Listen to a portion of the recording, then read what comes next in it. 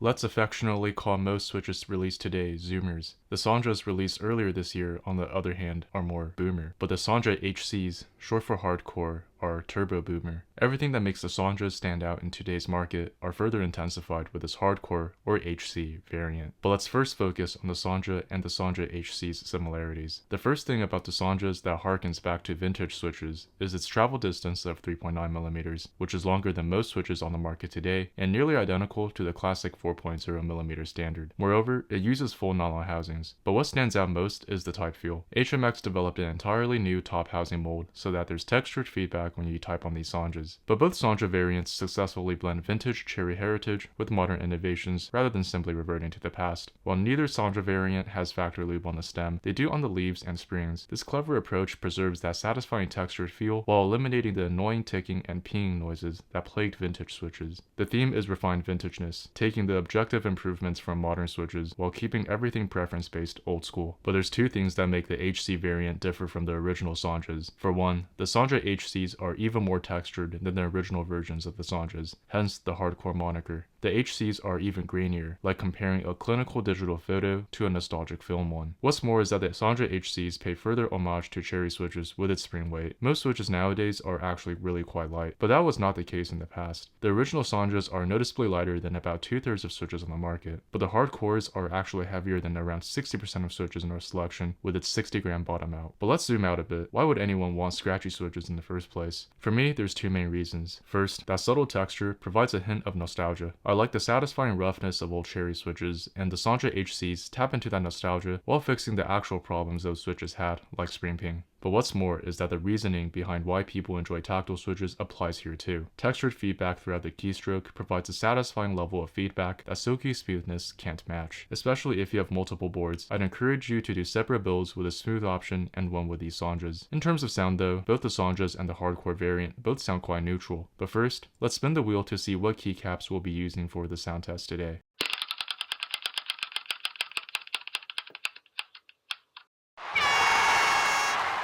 So today's sound test will all feature these beautiful Kikobo Motel keycaps featuring bronze and emerald accents. It's definitely more of a retro colorway, and I think that fits really well with the general throwback vibe of the Sonjas. Since these caps are made out of ABS, you can expect a sharper sound signature when you pair them with the Sonja HCs. Let's take a listen.